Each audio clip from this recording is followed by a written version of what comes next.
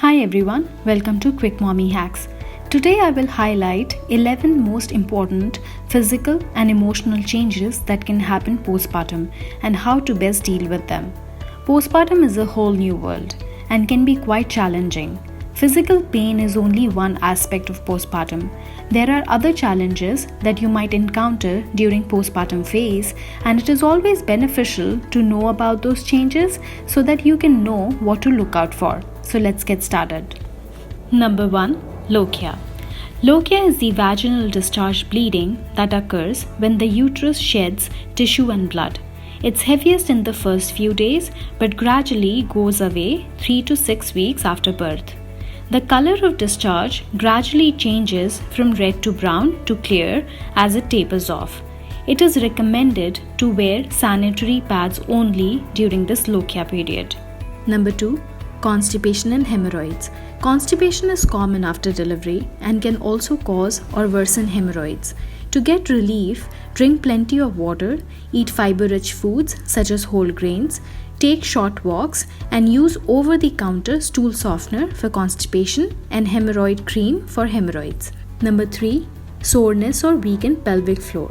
C-section as well as vaginal birth can weaken the pelvic floor and it may take several weeks to heal completely.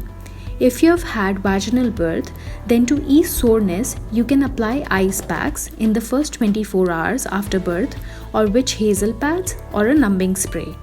You can take a warm bath or use a sitz tub with warm water to soothe soreness post-vaginal birth. Try doing Kegel and pelvic floor exercises to strengthen your pelvic floor. Moms who have had C-section can also do pelvic floor exercises, but it is usually recommended that they wait 4 to 6 weeks before starting any kind of exercise. Number 4. Skin changes such as linea nigra. You might have experienced darkening of some areas on your skin during pregnancy due to hormonal changes such as linea nigra. That's the dark line extending down the belly. Most of the skin changes and dark patches will go away after a few weeks.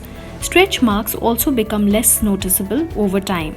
There are plenty of retinoids and other over-the-counter creams that can be used on stretch marks.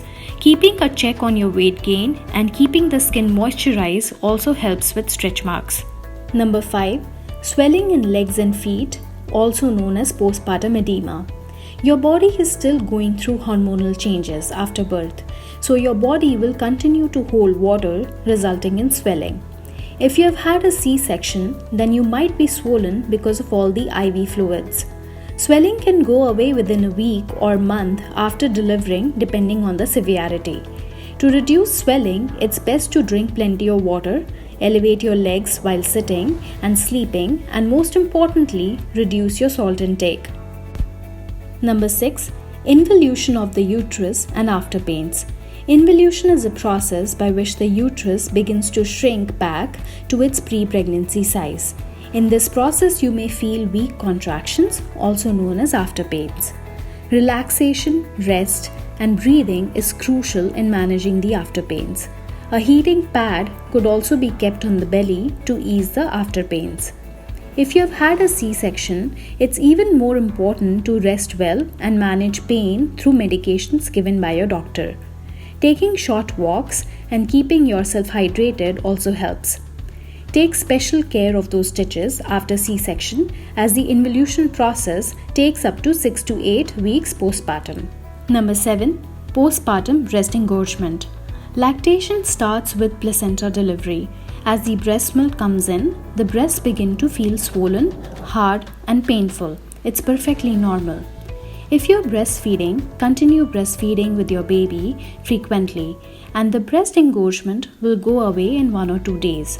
Warm compresses before nursing can also be applied to the breast to relieve pain.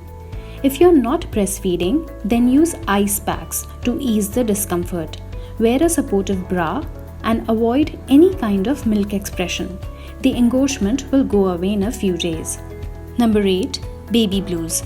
Mood changes, anxiety, crying, being overwhelmed, and difficulty concentrating are some of the feelings that a new mom can have in her first week. With your changing hormones, lack of sleep, attending to your baby's needs, it's perfectly normal for a new mom to feel emotional. Baby blues pass within few weeks. But for easing the baby blues, talk to your partner about your feelings. Seek out other new moms to share your experience with. Join a new moms group, eat healthy, stay hydrated, and rest well. Number 9. Postpartum anxiety or depression. Postpartum anxiety or depression is different from baby blues. Some moms may experience uncontrollable crying, sadness, loss of interest, irritability, loss in appetite, excessive anxiousness, or thoughts of harming herself or the baby. These are the signs of postpartum depression, which is experienced by 10% of moms. It is caused by chemical and hormonal changes. It is not your fault and it's highly treatable. Individuals with prior history of depression are also at greater risk. Postpartum depression can continue for weeks or months after childbirth, so don't take it lightly. Surround yourself with family and friends. Seek help from a counselor or a doctor. Most importantly, talk to your partner about it. Don't be afraid and don't hide it. It's more common than you think and it's highly treatable. Number 10. Sleep loss. First few weeks can result in sleep loss amongst new parents. With the baby waking up every few hours to feed, it's challenging to get proper sleep, and this can make you cranky. First of all, relax. You're still getting used to the baby, its feeding and sleep routine. There are ways to get around it. If you have people to help you, then delegate the household work to other people. Limit the visitors so that you can rest. Delegate activities such as diaper change to your partner. Focus only on resting, sleeping, and feeding your baby. Sleep close to the baby for easier night feedings. Most important, sleep when your baby sleeps, even during the day. Good sleep and rest increases breast milk supply and accelerates recovery. Number 11. Hair loss and weight loss.